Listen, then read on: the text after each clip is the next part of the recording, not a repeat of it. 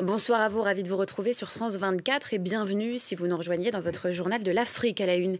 Ce soir, le départ annoncé du Mali, du Niger et du Burkina Faso de la CEDEAO. L'organisation réunie en sommet a validé leur retrait. Avec quelles implications pour la région?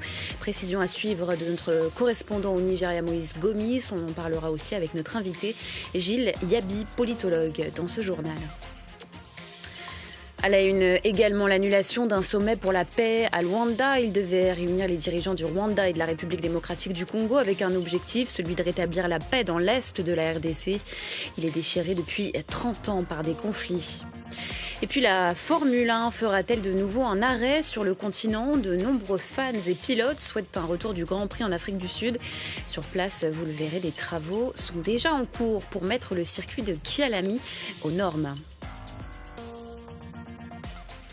On commence ce journal par ce départ annoncé de l'Alliance des États du Sahel de la CEDEAO. L'organisation ouest-africaine a officiellement pris acte du retrait du Mali, du Burkina et du Niger. Les trois régimes militaires le réclament depuis janvier dernier. Correspondance à Abuja, signé Moïse Gomis.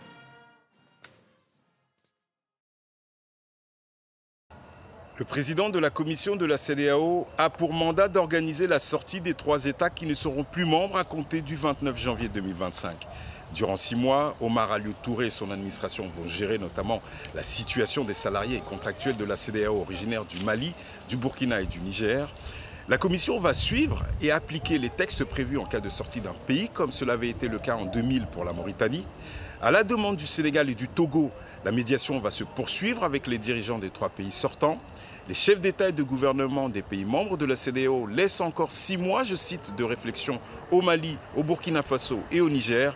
Et à compter du 30 juillet 2025, sauf revirement de leur part, leur sortie sera considérée comme définitive par la CEDEAO.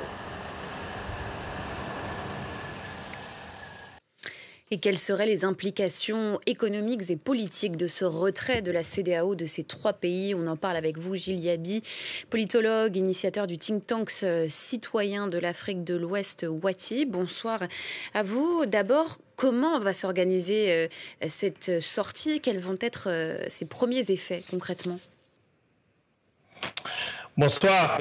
Je crois que la décision qui a été prise déjà de donner 6 mois supplémentaires de réflexion et aussi d'efforts diplomatiques, notamment par le président sénégalais et le président togolais, je crois que cela va dans le bon sens, le sens de maintenir la porte ouverte pour les États membres qui ont choisi ou dont les dirigeants ont choisi de sortir leur population de la communauté régionale, le Mali, le Niger, le Burkina Faso. Mais c'est aussi une période qui va permettre de continuer à discuter des termes de la séparation. Et pour être tout à fait honnête, on a du mal à voir politiquement les dirigeants de ces 3 États. Il faut quand même rappeler qu'ils sont arrivés par des coups d'État et qu'ils n'ont pas consulter leur population pour prendre ces décisions de sortir leurs États de la communauté. On ne voit pas très bien pourquoi est-ce que ces dirigeants reviendraient sur leurs décisions avant l'épuisement des 6 mois supplémentaires. Mais par contre, à nouveau, il y a des choses très concrètes qui doivent être discutées. Très simplement, par exemple, le sort des fonctionnaires de ces 3 pays qui sont présents dans les institutions de la CEDEAO, le déménagement d'un certain nombre d'institutions, d'agences spécialisées de la CEDEAO qui sont dans ces 3 États membres, et en particulier l'Organisation ouest-africaine de la santé, par exemple, qui est basée au Burkina Faso, à Bobo-Dioulasso. Et ensuite, évidemment, il y a toutes les autres questions sur la liberté de circulation, un certain nombre d'accords commerciaux. Je crois que fondamentalement, il n'y aura pas de changement pour les populations à court terme, d'autant plus que les États de la Confédération des États du Sahel ont déjà annoncé, par exemple, qu'ils ne demanderaient pas un visa pour les ressortissants des 12 États membres restants de la CEDEAO, à nouveau après la confirmation de leur départ. Et quelles vont être les conséquences directes, mais pour les habitants, pour les civils, les habitants de ces 3 pays? Alors, je crois que ce qu'il ne faut pas oublier, c'est qu'il y a différentes organisations régionales et que ces 3 pays sont aussi membres de l'Union économique et monétaire ouest-africaine, l'UEMOA. Et ce sont les pays qui partagent la monnaie, le franc CFA, qui partagent une banque centrale commune et qui partagent en réalité un certain nombre de cadres d'intégration commerciale. Et notamment, les principes de la liberté de circulation des biens et des personnes font aussi partie des principes de l'Union économique et monétaire ouest-africaine. Donc, ce n'est pas tout à fait surprenant que ces trois dirigeants aient choisi de sortir leur pays et leur population de la CEDEAO, mais pas de l'UEMOA, parce qu'évidemment, sortir de l'UEMOA, c'est beaucoup plus compliqué. Ça supposerait notamment d'avoir une nouvelle monnaie commune à ces trois États et d'avoir tout un cadre d'intégration financière, économique et commerciale également. Et aujourd'hui, ces pays vont continuer à bénéficier de tous les avantages de l'UEMOA, même s'ils sortaient de la CEDEAO. Et ensuite, ils pourraient bien sûr négocier de manière bilatérale leurs relations avec les autres États. Donc, je ne pense pas à nouveau qu'il y aura des conséquences très importantes, en tout cas à court terme, d'un retrait de la CEDEAO, tant que le Mali, le Niger et le Burkina Faso feront partie de l'Union économique et monétaire ouest-africaine. Par contre, le véritable enjeu, et ce qu'on doit vraiment le dire, c'est la fragmentation de la région à court terme et à moyen terme. Cela ne peut pas être dans l'intérêt des populations ouest-africaines. Et deuxièmement, c'est l'enjeu aussi du retour de l'arbitraire. Au-delà de ces trois États, on peut tout à fait avoir un signal tout à fait négatif donné à l'ensemble des États de la région, où on abandonne par exemple tous les principes de démocratie et d'État de droit qui faisaient partie du protocole additionnel de la CEDEAO et en font toujours partie d'ailleurs à ce stade. Vous parliez donc de fragmentation de cette région. Ce qui est certain, c'est que la nouvelle période qui s'ouvrira donc à partir de janvier 2025 va redéfinir un nouvel équilibre régional. La CEDEAO ne sort-elle pas affaiblie avec le départ de ces trois pays ? Oui, bien sûr, lorsqu'on passe de 15 à 12 États membres et qu'on le fait au moment où on doit plutôt préparer la commémoration des 50 ans d'existence de la CEDEAO, puisque c'est ce qui est prévu en mai 2025. Évidemment, ce sera un anniversaire assez triste si cela devait être effectivement la consécration du départ de 3 États membres. Mais je pense que lorsqu'on parle de la CEDEAO, qu'on l'oppose à l'AES, je pense qu'on perd de vue que la CEDEAO, ce n'est pas une collection de chefs d'État, ce ne sont pas des personnalités. La CEDEAO, c'est le principe de l'intégration régionale, ce sont les acquis de cette intégration pendant 49 ans, c'est la raison d'être, c'est le fait d'aller petit à petit vers une CEDEAO des peuples. C'est ça qui est l'enjeu. Donc, ce n'est pas les chefs d'État actuels, qu'ils soient militaires ou civils. Ils passent, ils ne sont là que pour un certain temps. Ils vont passer. Mais les États, ils restent. Et la fragilité de la région, elle reste. Et je pense que l'enjeu, à nouveau, c'est de faire tout pour que cette région, qui est déjà très fragile, ne continue pas à se fragmenter, à s'affaiblir collectivement. C'est ça le véritable enjeu. Avec des enjeux sécuritaires de taille également. Merci à vous, Gilles Yabi, pour votre éclairage. D'un sommet à l'autre, ou presque, et pour cause, à Luanda, la réunion entre le Rwanda et la République démocratique du Congo n'aura finalement pas lieu. La présidence angolaise a annoncé son annulation. Elle avait pour objectif, je vous le disais, de tenter de parvenir à un accord pour mettre fin au conflit dans la province du Nord Kivu. Les raisons de cette impasse avec Aurélie Bazara-Kibongula depuis Kinshasa. Le président congolais Félix Tshisekedi est arrivé à la mi-journée à Luanda. Son homologue rwandais Paul Kagame, lui, n'est pas venu. Alors pour les autorités congolaises, cette absence, je cite, n'est pas une surprise car des tensions sont apparues la veille de cette rencontre. Les ministres des Affaires étrangères congolais et rwandais se sont retrouvés pour discuter des détails d'un accord de paix. Mais il y a eu un point de blocage. Kigali exige un dialogue direct entre les autorités congolaises et les rebelles du M23. C'est une ligne rouge pour Kinshasa. Le Rwanda a mis comme condition préalable à toute signature et à tout sommet qu'il y ait d'abord un échange direct et un dialogue direct entre la RDC et le M23. La République démocratique du Congo a rejeté cela, tout d'abord parce que c'était une tactique qui a été sortie en dernière minute et nous l'avons vu pour ce qu'elle était, une tactique pour bloquer le processus, et aussi parce que nous avons toujours défendu notre position.